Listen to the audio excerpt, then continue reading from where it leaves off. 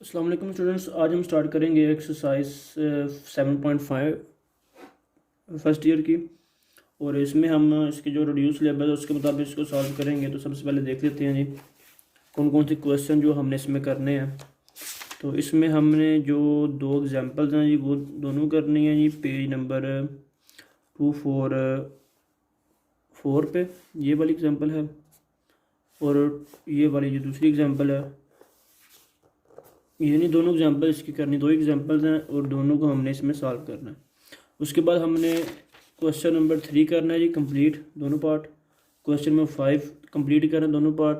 और उसके बाद क्वेश्चन नंबर 10 हमने कंप्लीट करना है जी। ठीक हो गया। तो इससे पहले हमने जो एक्सरसाइज की हैं उसमें हमारे पास जो आर्टिकल थे, यानी कि चैप्टर का हमारे पास नाम है permutation, combination and probability. Permutation और कम्बिनेशन की एक्सरसाइज हमने कर ली हैं। अब हमारे पास जो लास्ट पार्ट है चैप्टर का जिसका नाम है प्रोबेबिलिटी, वो हमने स्टार्ट करनी है। तो प्रोबेबिलिटी असल में होती क्या है और इसको सॉल्व करने के लिए हमें किन किन चीज़ों की ज़रूरत पड़ती है वो सबसे पहले देख लेते हैं जी। तो प्रोबेबिलिटी की डेफिनेशन लिखी हुई है, कहता है जी probability is the numerical evolution of a chance that a particular event would occur. कहता है कि प्रोबेबिलिटी हमारे पास एक न्यूमेरिकल रिलेशन होता है, न्यूमेरिकल वैल्यू होती है या न्यूमेरिकल रिजल्ट होता है किसका, किसी भी इवेंट के एग्जिस्ट होने का, किसी भी इवेंट के मुनक्कद होने का कोई हमारे पास न्यूमेरिकल एक रिज़ल्ट होता है।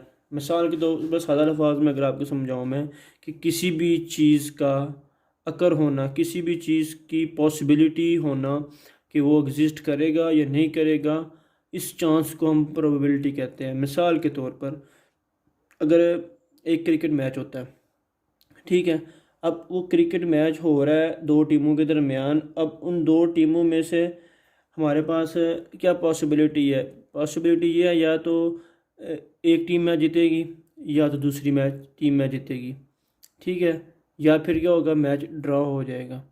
तो ये जो हमारे पास इनकी पॉसिबिलिटीज़ होती हैं, इसको अगर हम इकट्ठा करके लिखें तो ये हमारी प्रोबेबिलिटी बनती है। एक और एग्जांपल लेते हैं ये बारिश। बारिश होने के मकानात, या तो बारिश होगी या तो बारिश नहीं होगी, दो ही पॉसिबिलिटीज़ होती हैं ना। बारिश के लिहाज से अगर हम कोई इसके एक्सपेरिमेंट करें, इवेंट निकालें, तो बारिश की चांसेस या तो बारिश होगी, चांस हैं बारिश होने की, या तो चांस है बारिश ना होने की। तो ये दो ही पॉसिबिलिटीज़ होंगी बारिश के लिहाज से। इसी तरह कोई भी इवेंट अगर हो ना, उसके लिए जो पॉसिबिलिटीज़ होती हैं दो ही होती हैं, या तो वो इवेंट होगा या तो वो इवेंट नहीं होगा। तो ये जो पॉसिबिलिटीज़ होती हैं यानी किसी भी इवेंट की अकर होने की, उसकी वो हमारे पास प्रोबेबिलिटी कहलाती है। चांस, किसी भी चीज़ के नमूदार होने के जो चांस होते हैं उनको हम प्रोबेबिलिटी कहते हैं, ठीक है।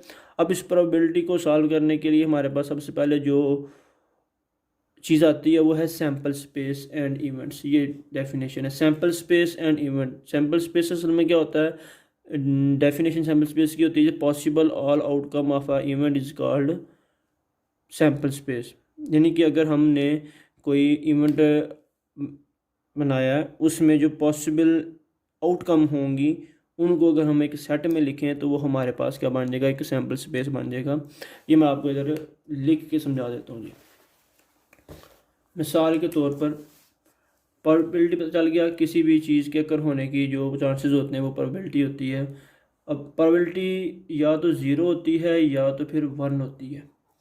मिनिमम प्रोबेबिलिटी आपके पास ज़ीरो होती है और मैक्सिमम आपके पास वन होती है, ठीक है। मिसाल के तौर पर कैसे होती है, अगर एक स्टूडेंट है उसने पेपर दिया जी, पेपर के जो टोटल मार्क्स हैं वो हैं 100।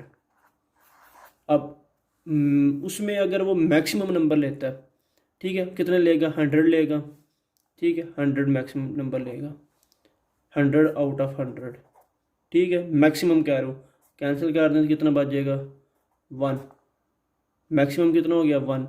मिनिमम कम से कम नंबर कितने ले सकता है, वो 0 ले सकता है। कितने में से, 100 में से मैक्सिमम मिनिमम नंबर कितने ले सकता है, 0 ले सकता है। तो इसको जब सॉल्व करें तो आपके पास क्या आएगा, 0 आएगा। यानी चांसेस, कम से कम नंबर लेने के चांसेस कितने हैं, 0, और ज़्यादा से ज़्यादा नंबर लेने के चांसेस कितने हैं, 1। अब एक ही पेपर है ना, उस पेपर में जो इवेंट है वो क्या है कि हम उसमें से ज़्यादा और कम से कम नंबर कितने ले सकते हैं, और वो दो चांसेस हमारे पास, या तो ज़ीरो लेगा या तो वन लेगा। और ये जो हमारे पास चांस होते हैं किसी भी चीज़ के, ये हमारे पास प्रोबेबिलिटी कहलाती है। और उस नंबर लेने की प्रोबेबिलिटी क्या है, कम से कम प्रोबेबिलिटी उसकी ज़ीरो है और ज़्यादा से ज़्यादा प्रोबेबिलिटी उसकी क्या है, वो वन है। ठीक हो गया। अब एक और एग्जांपल लिखते हैं। ये लूडो का दाना होता है, जब उसका अब रोल करते हैं, ठीक है, लूडो के दाने को जब रोल करते हैं तो उसमें हमारे पास क्या वन, या तो वन आता है, या तो टू आएगा, या तो थ्री आएगा, या तो फोर या आएगा, या तो फाइव, या तो क्या आएगा, सिक्स आएगा। ठीक है, ये जो नंबर आते हैं ना, अगर एक दफ़ा मैं उस कॉइन को फेंकता हूँ तो इन छः में से कोई एक नंबर आएगा। ठीक है, तो यानी कि ज़्यादा से ज़्यादा ये छः नंबर आ सकते हैं, वन भी आ सकता है, टू भी आ सकता है, थ्री भी आ सकता है, फोर भी आ सकता है, फाइव और सिक्स। इसी तरह लूडो के दाने में ये छः नंबर आ सकते हैं। एक दफ़ा उसको फेंकेंगे तो एक ही नंबर आएगा, यानी कि पॉसिबल कितने हैं, पॉसिबल ही छः पॉसिबल है, छः के छः आ सकते हैं वन बाई वन करके। तो ये जो पॉसिबल आउटकम है, इनको अगर हम एक सेट में लिखें तो ये हमारे पास क्या बन जाती है, सैम्पल स्पेस बन जाती है। इसको हम एस से डिनोट करते हैं। ठीक हो गया। अब सैम्पल स्पेस के बाद हम निकालते हैं प्रोबेबिलिटी। अब प्रोबेबिलिटी को हम शो करते हैं, अगर हमने एक इवेंट इसमें से ड्रा किया है तो उसको हम नाम देंगे ए का। ठीक है, और उसकी प्रोबेबिलिटी अगर हमने लिखनी है तो लिखेंगे प्रोबेबिलिटी ऑफ ए। अगर हम बी को सर्च करते हैं, उसकी प्रोबेबिलिटी लिखनी है तो लिखेंगे प्रोबेबिलिटी ऑफ बी। अब प्रोबेबिलिटी फाइंड करने का फार्मूला क्या है, प्रोबेबिलिटी फाइंड करने का फार्मूला हमारे पास लिखा हुआ जी,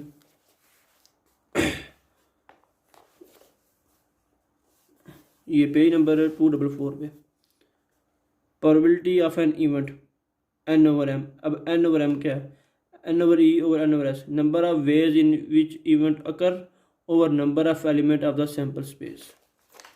ये हमारे पास इसका फार्मूला है। प्रोबेबिलिटी ऑफ एन इवेंट ये बराबर होगा number of ways that occur over number of sample space कह लें आप, यानी ये सैम्पल स्पेस है। ठीक है, इसके कितने नंबर हैं, इसमें कितनी तादाद है, सिक्स। नीचे वो टोटल नंबर सैम्पल स्पेस, जो भी सैम्पल स्पेस होगी किसी भी नंबर की अगर आप प्रोबेबिलिटी फाइंड करनी है किसी भी इवेंट की, तो सबसे पहले आप उसकी सैम्पल स्पेस बनाएंगे। सैम्पल स्पेस बनाने के बाद फिर आगे उसकी प्रोबेबिलिटी निकालेंगे। सैम्पल स्पेस की जो टोटल तादाद होगी वो हमारे पास नीचे आएगी। अब इस छः में से हमने जिसकी भी प्रोबेबिलिटी फाइंड करनी है, अगर मैंने थ्री की प्रोबेबिलिटी फाइंड करनी है तो ऊपर उसके लिए से नंबर आएगा, अगर मैंने फाइव की प्रोबेबिलिटी फाइंड करनी है तो ऊपर वो नंबर आ जाएगा।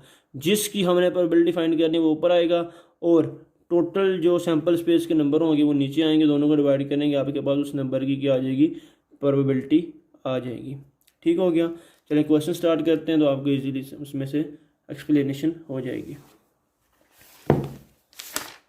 क्वेश्चन नंबर 3 है एक्सपेरिमेंट।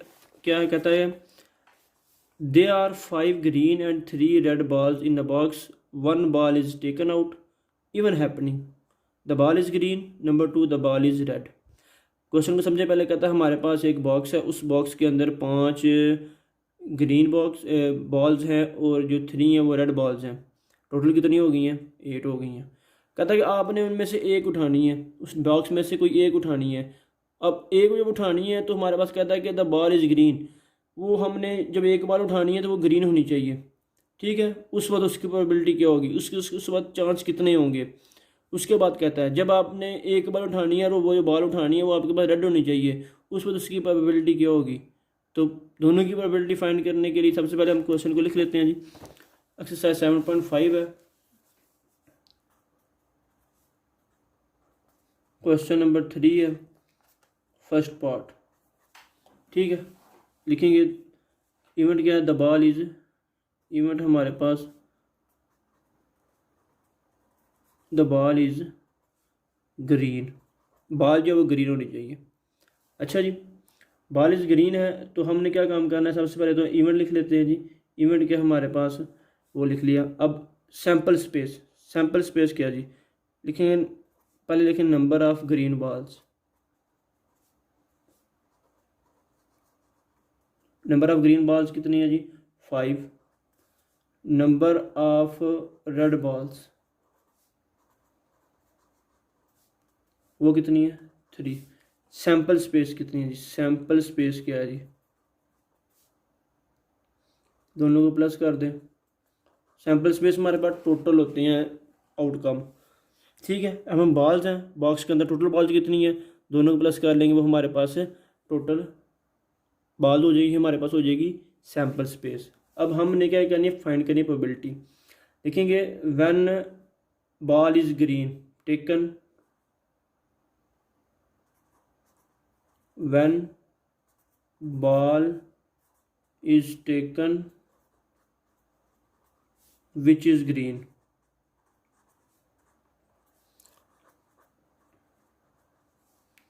उसकी हमने प्रोबेबिलिटी फाइंड करनी है। प्रोबेबिलिटी ऑफ ए कह लें इसको, या प्रोबेबिलिटी ऑफ ग्रीन कह लें, प्रोबेबिलिटी ऑफ जी कह लें, उससे मुराद ये होगा ग्रीन को हमने पिक करना है। ए लिखेंगे फिर भी ठीक है। तो प्रोबेबिलिटी ऑफ ए फार्मूला है number of event over number of sample space.